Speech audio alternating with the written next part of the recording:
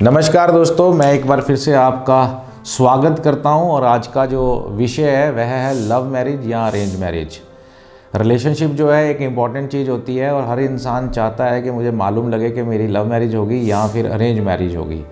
जन्म कुंडली में क्या क्या ऐसी स्थितियां बनती हैं जिससे हमें कौन से ग्रह नक्षत्र होते हैं जो हमें प्रेम विवाह के लिए जिम्मेदार रिस्पॉन्सिबल होते हैं, और कौन कौन से ऐसे ग्रह नक्षत्र होते हैं जो अरेंज मैरिज के लिए रिस्पॉन्सिबल होते हैं, जिम्मेदार होते हैं, वह आज हम बात आपस में डिस्कस करेंगे। दोस्तों, जन्म कुंडली का पंचम भाव जो होता है उसको हम प्रेम, मोहब्बत, रोमांस, प्यार को वहीं से देखते हैं, वहीं से हम उस चीज़ के बारे में जानते हैं। जन्म कुंडली का सातवां भाव जो होता है वह विवाह का होता है, विवाह दर्शाता है।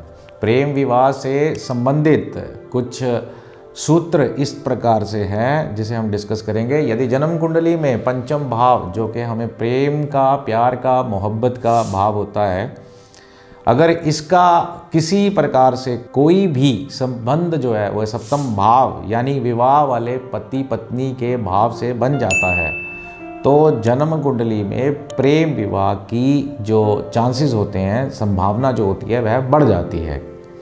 वहीं जन्म कुंडली के पंचम भाव का जो मालिक है, यदि सप्तम भाव के मालिक के साथ दृष्टि संबंध बना ले या फिर युति संबंध बना रहा हो, तब भी जन्म कुंडली में प्रेम विवाह के चांसेस जो है, संभावना जो है वह बढ़ जाती है और बन जाती है।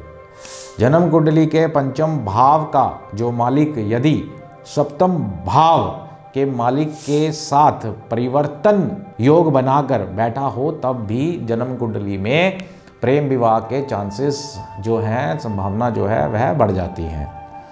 जन्म कुंडली के तृतीय भाव, तीसरे भाव पराक्रम या पुरुषार्थ, साहस का भाव होता है और जन्म कुंडली में एकादश भाव इच्छा पूर्ति का स्थान माना जाता है।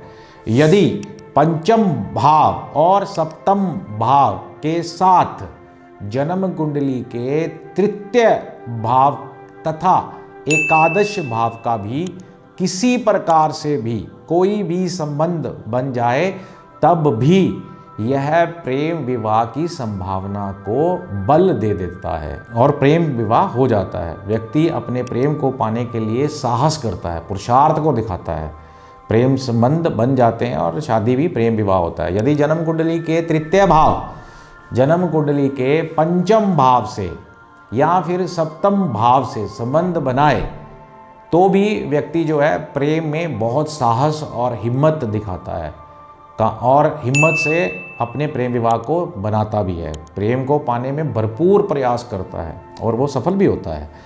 जन्म कुंडली का एकादश भाव यदि पंचम भाव या सप्तम भाव के साथ कोई भी संबंध बनाए तो व्यक्ति के मन में प्रेम करने की इच्छा जो होती है वह जाग जाती है, प्रबल होती है। और यदि अन्य शुभ ग्रहों की दृष्टि या फिर युति हो तो प्रेम की इच्छा पूरी भी हो जाती है। ये थे जो मैंने तुमसे डिस्कस किए जन्म कुंडली में प्रेम विवाह के योग। अब मैं जो बात करूंगा वह है जन्म कुंडली में व्यवस्थित विवाह यानी कि अरेंज मैरिज के बारे में जो योग बनते हैं। जन्म कुंडली का सप्तम भाव अरेंज मैरिज के लिए जिम्मेदार, रिस्पॉन्सिबल माना गया है। यदि जन्म कुंडली के सप्तम भाव का किसी भी प्रकार से पंचम भाव, तृतीय भाव एवं एकादश भाव इत्यादि से कोई संबंध ना बन रहा हो, यदि जन्म कुंडली के सप्तम भाव पर जन्म कुंडली के चतुर्शेष या फिर नवमेश का प्रभाव हो, तो व्यक्ति अपने माता पिता के कहे अनुसार इच्छा के साथ विवाह करता है, जिसे हम अरेंज मैरिज बोलते हैं।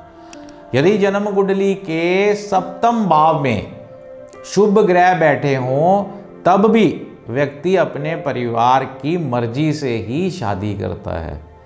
और यदि जन्म कुंडली का सप्तम भावेश, चतुर्शेष एवं नवमेश के साथ दृष्टि, युति या राशि परिवर्तन का कोई भी संयोग बन रहा हो, तब भी व्यक्ति अपने परिवार के कहने के अनुसार पसंद के हिसाब से ही शादी करता है।